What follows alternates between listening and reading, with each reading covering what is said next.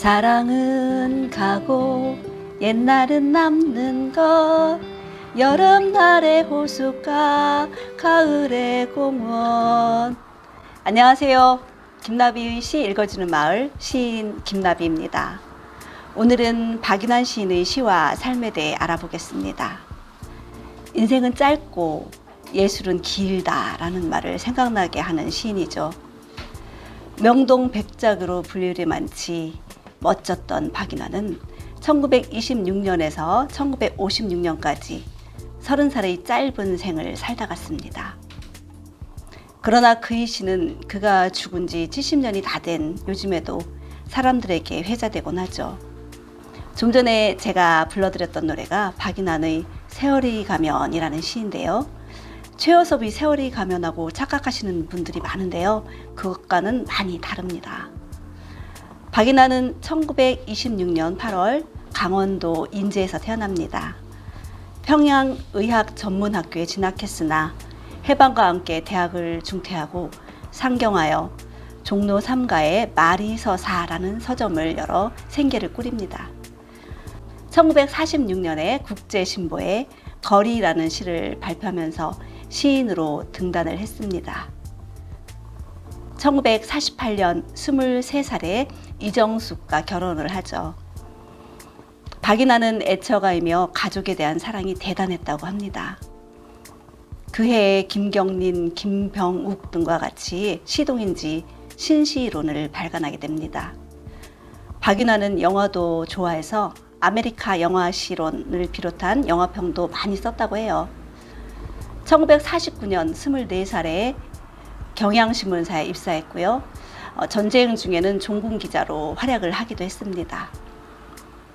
경향신문을 퇴사하고 대한해운공사에 취직한 박인환은 1955년에는 무역선 남해호에 승선하여 미국을 다녀왔대요. 그리고 그해 10월 15일 박인환 선시집을 발행합니다. 유일한 한 권의 시집이죠.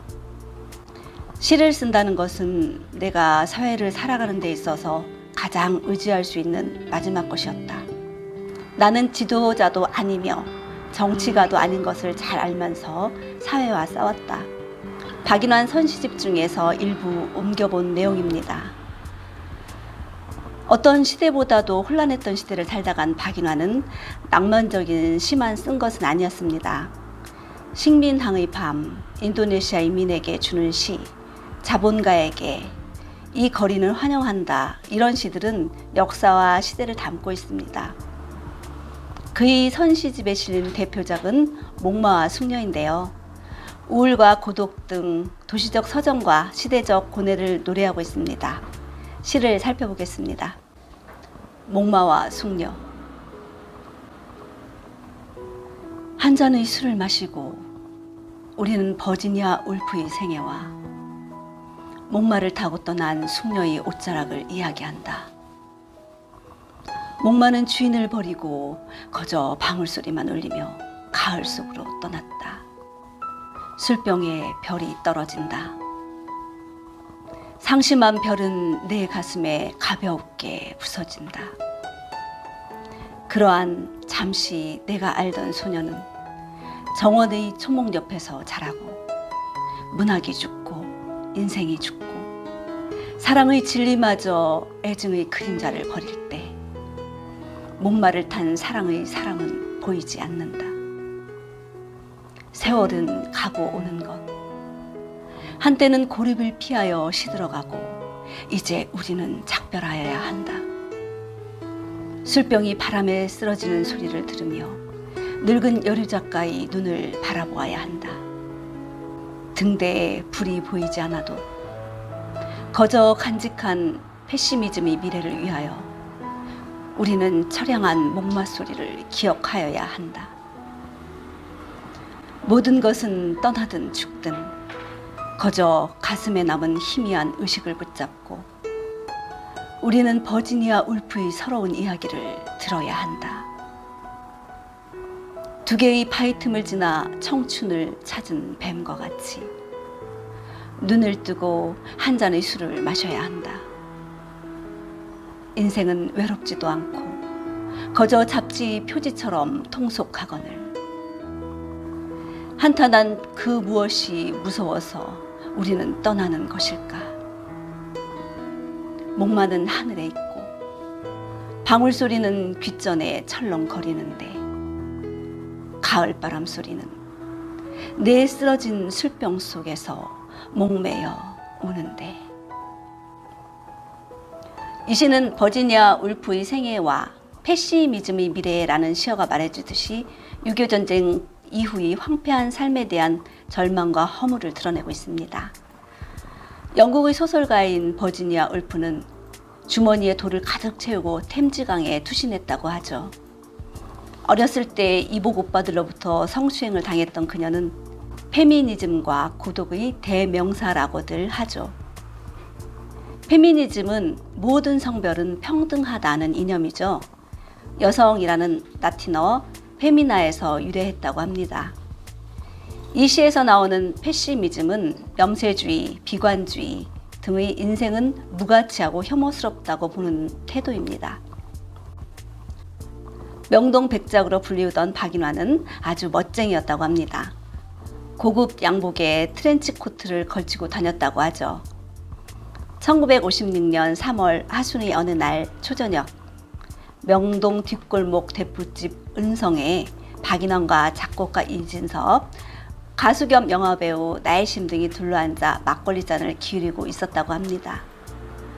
은성이라는 대포집은 채불암의 어머니 이명숙 씨가 운영했다고 해요. 이진섭이 나혜심에게 노래 한 곡을 불러달라고 했어요.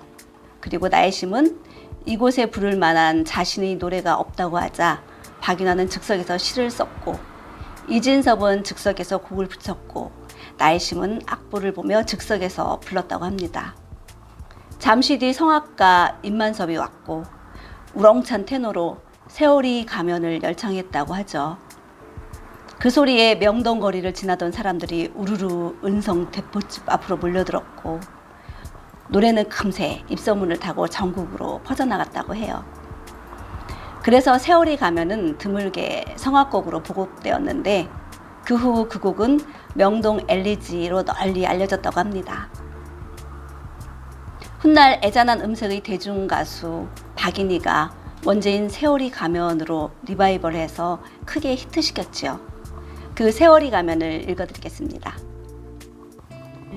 세월이 가면. 지금 그 사람 이름은 잊었지만 그 눈동자, 입술은 내 가슴에 있어. 바람이 불고 비가 올 때도 나는 저 유리창 밖 가로등 그늘의 밤을 잊지 못하지. 사랑은 가고 옛날은 남는 것. 여름날의 호숫가, 가을의 공원. 그 벤치 위에 나뭇잎은 떨어지고 나뭇잎은 흙이 되고 나뭇잎에 덮여서 우리들 사랑이 사라진다 해도 지금 그 사람 이름은 잊었지만 그 눈동자 입술은 내 가슴에 있어. 내 서늘한 가슴에 있건만. 박인화는 세월이 가면을 쓰고 며칠 후인 3월 20일 오후 9시 심장마비로 사망을 합니다.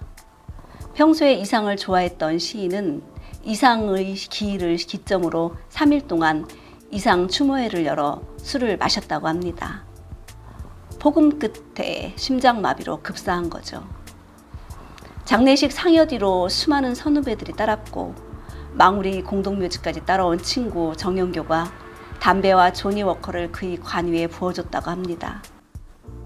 모윤숙 시인이 고인의 시를 낭송하였고 친구인 조병아 시인이 조시를 읽었다고 해요. 그런데 그의 친구이자 라이벌이었던 김수영은 오지 않았다고 해요. 김수영은 풀이라는 시로 유명한 시인이죠. 현대 시인들에게 많은 영향을 미친 사람인데요. 개인적으로 저도 김수영의 치밀한 묘사와 역사의식을 담은 시들을 좋아합니다.